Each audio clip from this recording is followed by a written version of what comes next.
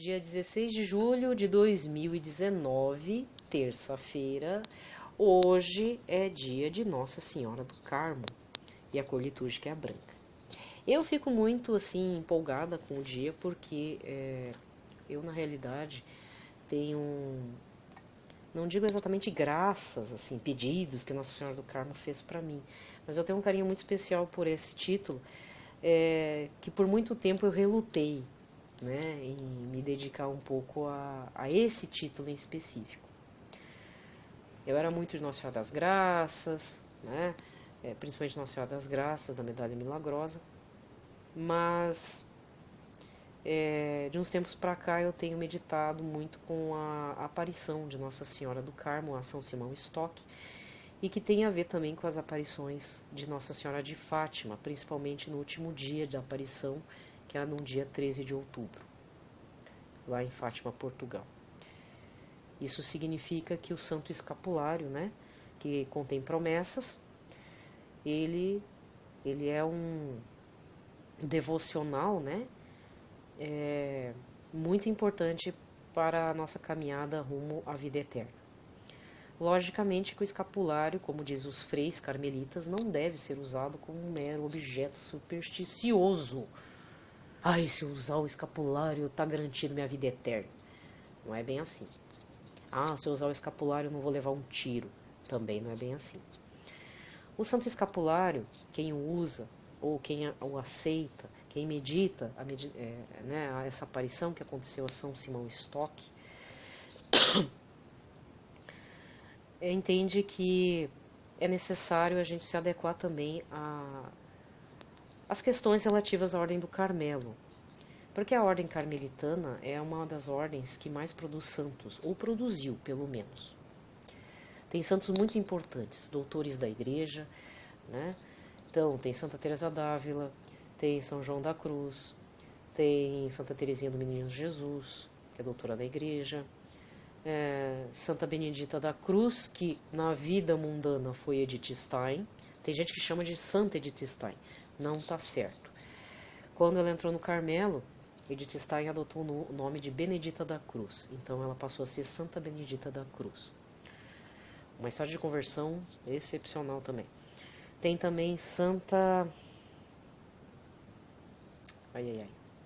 Elizabeth da Trindade também, contemporânea de Santa Teresinha, mas nunca se encontraram porque eram de cidades diferentes, mas é da Ordem Carmelita.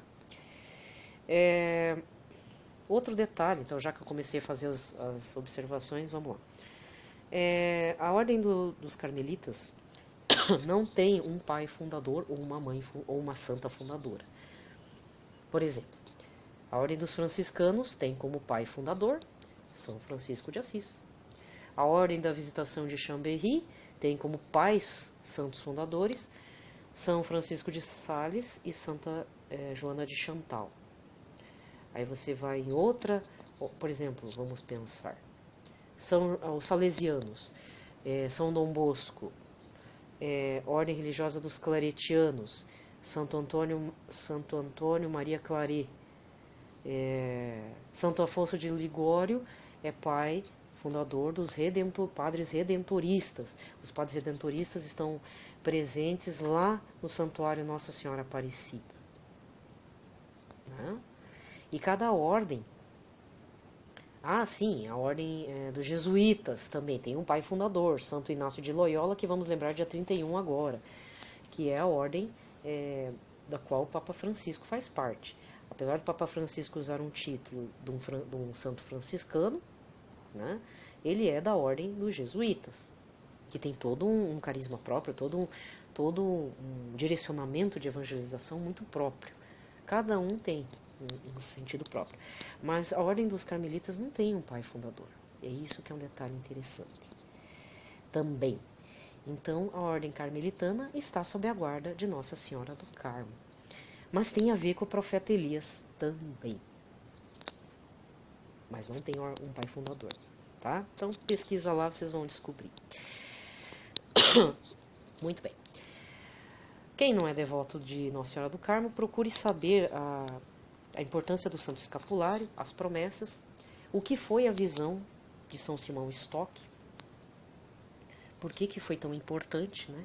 São Simão Stock já era mariano desde criancinha, e ele, lá na Inglaterra, né, estava na Ordem do Carmelo, e de repente surgiu uma situação no contexto lá que os monges corriam o risco de morrer e a ordem acabar. Mas acabar de ser extinta. Você acha que a extinção acontece só com os bichinhos fofos? Com a arara azul? Com as orcas? Com as baleias? Não. A extinção acontece também com as ordens religiosas, tá? E infelizmente já está acontecendo nos tempos atuais deste mundo. Então vamos supor, você quer fazer um teste devocional, assim, não é testar Nossa Senhora, mas você quer, faça uma experiência, como o próprio Senhor Altíssimo fala, faça uma experiência comigo. Ele não fala assim, me teste, ele, né, Deus Todo-Poderoso fala no Antigo Testamento, que eu não me recordo qual que é o livro, nem o capítulo, não lembro o versículo, eu sou péssimo para guardar essas coisas, mas eu sei que tem uma parte que fala, faz a experiência comigo, se dedique a mim, se submeta à minha vontade. Você vai ver o que eu vou fazer, transformar a sua vida, né? Então, faz uma experiência com Nossa Senhora do Carmo. Se você tem um projeto que está com risco de extinção, de morrer, é caso de morte mesmo. Morte física, morte de uma instituição, de uma ordem, morte de um empreendimento, morte de um sonho. Entrega nas mãos de Nossa Senhora do Carmo. Não faça promessas vazias. Diz que está fazendo uma experiência com ela, né? E depois não precisa me contar não, conta para o Senhor Jesus, ele já está louco de bom.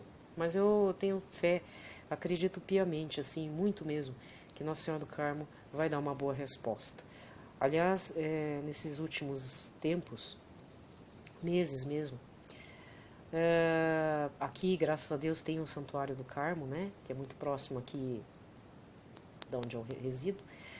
E teve um pároco que por 18 anos ele implementou mesmo uma luta. Ele implementou a novena perpétua em honra a Nossa Senhora do Carmo, às quartas-feiras. E tem sido muitas bênçãos mesmo. E eu tenho colocado algumas situações de pessoas que até nem conheço.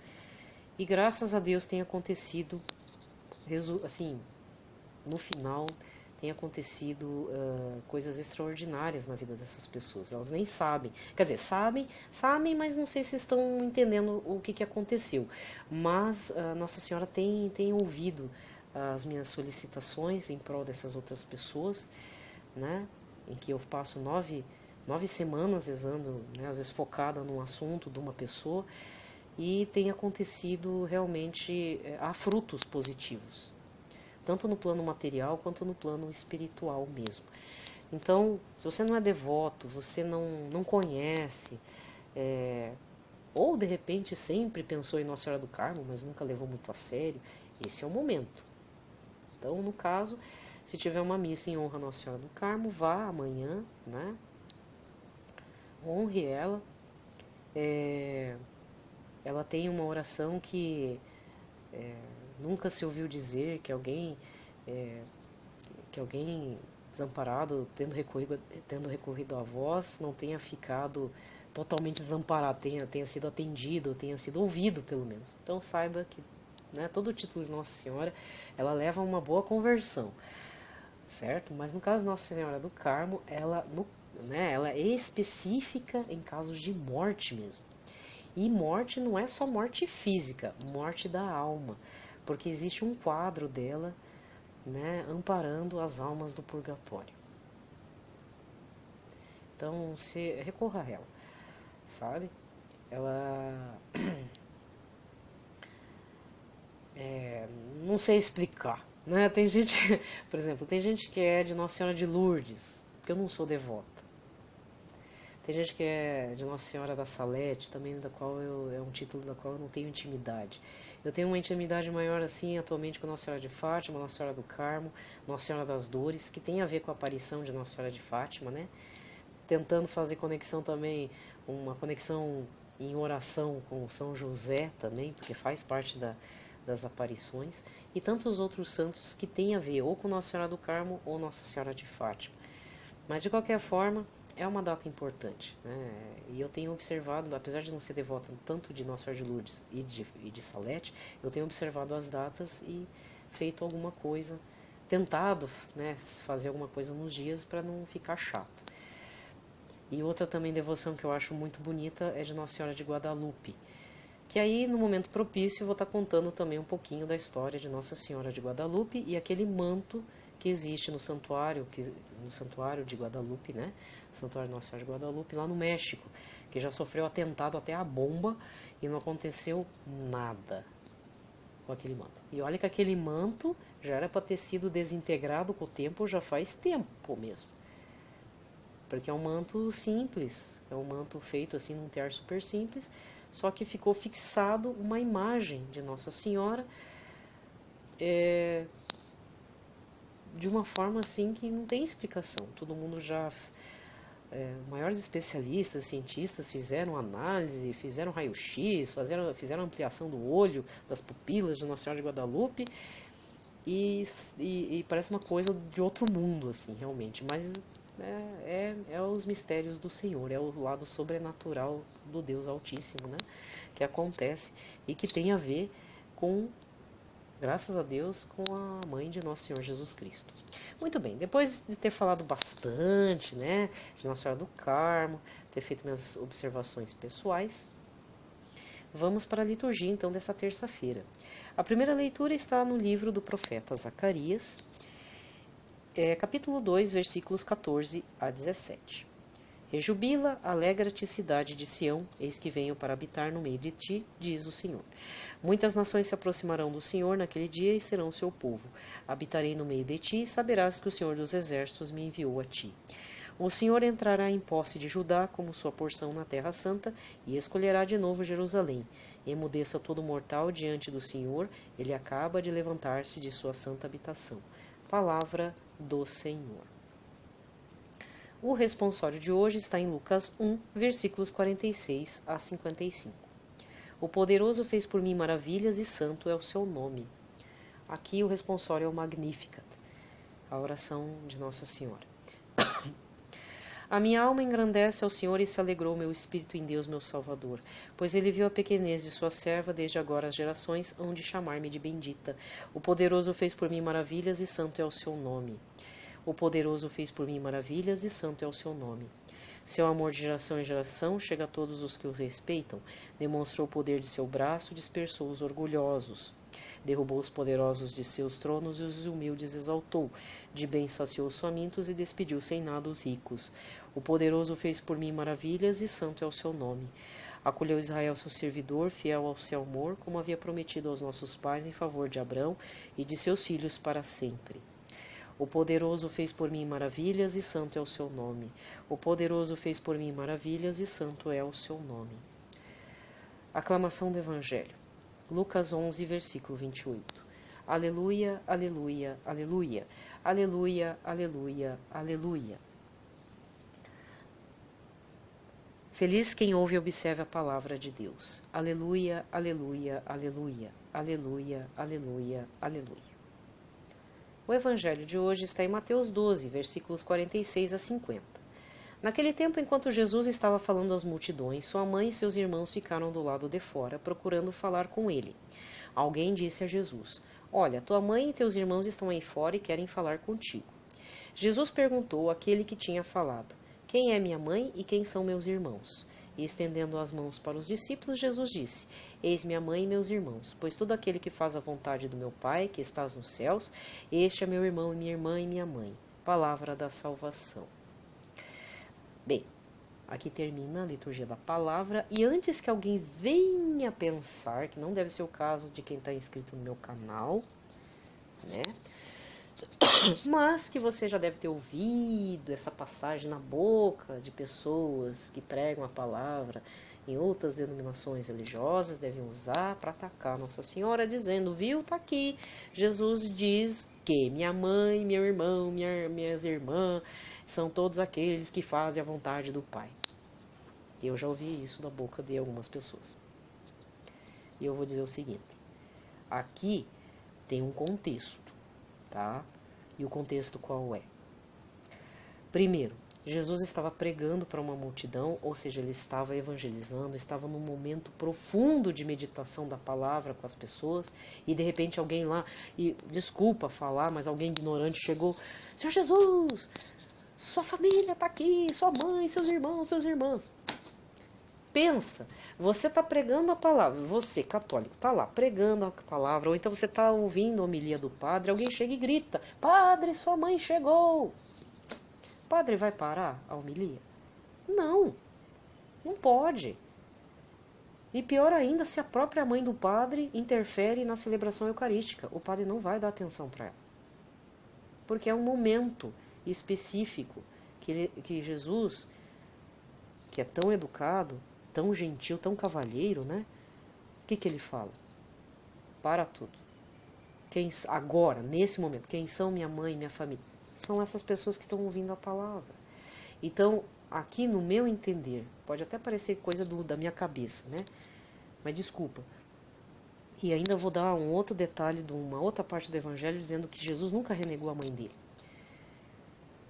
Aqui, ele estava num momento de meditação com a palavra do Senhor. Ele estava ensinando as pessoas. Então, ele não poderia ser assim, abruptamente interrompido. Por isso que, de repente, saiu isso aqui. Saiu essa frase. Talvez tenha magoado Nossa Senhora na hora? Sim, mas aí Jesus foi lá e conversou com a mãe dele. Ó, tem que ter ordem na casa, gente. Não é assim, né? Eu sei que a senhora está com saudade de mim, mas a senhora tem que entender que minha missão é curta. Jesus já sabia que a missão dele era curtíssima, 3 anos. É muito pouco tempo. E depois ia passar todo pelo processo da paixão, morte e ressurreição.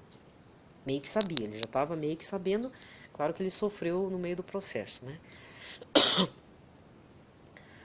E por que eu digo que ele não renegou? Né? Eu sei que vocês são católicos, tudo, vocês, né? Não tem como, imagina, renegar a própria mãe. Mas eu vou dar um outro embasamento. Não tem lá na parte, já que eu falei da paixão, morte e ressurreição, principalmente na parte da paixão e morte, da crucificação. Jesus lá no alto da cruz, sofrendo, pregado, sangrando, ferido, e se sustentando em cima daqueles cravos, dos pregos. Aí ele vê a mãe, que não desistiu dele até o último momento, chorando, desabando nos braços de São João. Ele ainda tem forças para dizer: filho, fala para João, filho, eis aí tua mãe, mãe, eis aí teu filho. Calma. Ele me dá a impressão assim que ele pede: calma, mãe, calma, João. Eu estou sofrendo, mas vai dar tudo certo. É difícil, né? Na hora, pensa. Ele está sofrendo, mas ele tem consciência. Jesus sabe que vai ter a ressurreição dele, que ele vai fazer a ascensão dele. E aí a mãe lá, quase morrendo de tanto chorar, né? Porque mãe é mãe. Mãe é assim. Nossa Senhora não é divina. Nossa Senhora foi gente, foi pessoa. Ela subiu com o corpo inteiro por vontade de Jesus. Você acha que ele ia... Então, esse também é outro detalhe. Você acha que se fosse uma mulher qualquer, como dizem umas pessoas, ia deixar o corpo dela ser comido por verme? Jesus foi tão filho, foi um filho tão bom, que ele levou a Nossa Senhora inteirinha para o céu. Inteira, corpo, alma e espírito. Inteirinha. A gente que gostaria de levar nossos pais inteirinhos para o céu, a gente não consegue. É só Deus, é só Jesus mesmo. É outro detalhe. Esse é um terceiro detalhe. Né? Então, o primeiro detalhe que tem a ver com esse evangelho, eu digo o seguinte: aqui foi uma questão de ordem, para mim, para o meu estudo bíblico. Ele estava lá fazendo o trabalho de evangelização dele, alguém chegou brutalmente: ó, sua mãe chegou, isso aqui é... Aí Jesus fala: para tudo, vamos pôr ordem na coisa. Agora, minha família são essas pessoas. Depois ele deve ter ido lá, conversado com Nossa Senhora e dado aquela ralhadinha assim, suave, né? Mas que foi uma chamadinha de atenção para a própria mãe, né? Desculpa pela tosse, né? Mas é que tá... Nossa, o tempo tá difícil. Aí o segundo ponto é aquilo que eu falei aos pés da cruz. Jesus jamais teria renegado Nossa Senhora, né? Tanto é que nos deu como herança, deu para João como herança, mas deu como herança para todos nós. Uma mãe no céu, para ela não se sentir tão desamparada aqui na terra. né? Porque Jesus já sabia que ia ressuscitar. Mesmo dele sentindo dor, ele lá sofrendo e falando e dizendo: Pai, entrega o meu espírito. Pai, tira de mim esse cálice. Mas Jesus continuou rezando mesmo naquela situação de cruz. E o terceiro momento, como é que Jesus vai renegar a própria mãe se ele faz a assunção de Nossa Senhora inteira para os céus? Inteira, não tem corpo de Nossa Senhora. Aí tem a tradição da história de São Tomé, que ele chega, sempre é o atrasado, né? São Tomé é uma figura mesmo. São Tomé estava fazendo pregação lá na Índia. Isso quem conta também é a própria igreja ortodoxa síria, de tradição siríaca. Também conta essa tradição, essa história de São Tomé, que ele, por inspiração do Espírito Santo, percebe que Nossa Senhora morreu e ele sai da Índia e volta para a região ali onde estava Nossa Senhora, morando com João e os outros. E aí ele chega lá atrasadão e fala, e Nossa Senhora, Maria, a mãe de Jesus, nossa mãe morreu e tudo, não sei o que, já enterramos, colocamos uma pedra no sepulcro. E o que Tomé fala? São Tomé diz, eu quero ver o corpo. Tomé, mas o corpo tá podre. Tomé, tá cheirando mal, a gente não vai abrir. Tomé, aquela pedra é pesada. E o que Tomé faz? Eu não acreditarei se não ver. É bem assim que aconteceu. E aí abriram a tumba de Nossa Senhora para São Tomé. E tinha o corpo de Nossa Senhora? Não, só tinha o cinto dela. Esse cinto, inclusive, é uma relíquia dentro de uma igreja lá, acho que na Itália. O cinto existe. Tanto é que toda vez que é exposto, teve uma vez lá que foi exposto, diz que uma endemoniada lá saiu correndo. Certo? Uma quarta observação. Tá? Então não tem como Jesus, não tem como tripudiar em cima de Nossa Senhora. Coitado daqueles que tripudiam em cima da memória de Nossa Senhora. Você acha que se Jesus tivesse renegado a própria mãe, teria deixado o corpo para ser comido por verme? Repito novamente. E aí vem aquilo que eu falei ontem. O capeta não tem mãe. Nós recebemos Nossa Senhora como herança de Jesus aos pés da cruz. E Nossa Senhora, quando subiu aos céus de corpo inteiro, de alma e espírito, foi declarada rainha sobre o céu e sobre a terra, com autoridade total sobre os anjos. E é todos os anjos, todos. Então pare de ser católico Nutella, né, como se diz por aí. Largue a mão, vai estudar. Vai estudar catecismo da Igreja Católica, vai estudar a tradição da Igreja, a doutrina social da Igreja, e vai fazer teologia da reparação. Não é da libertação, não, é teologia da reparação mesmo. Tá? Procure saber. Tem um canal católico bem bacana que fala sobre a teologia da reparação e sufrágio das almas do purgatório.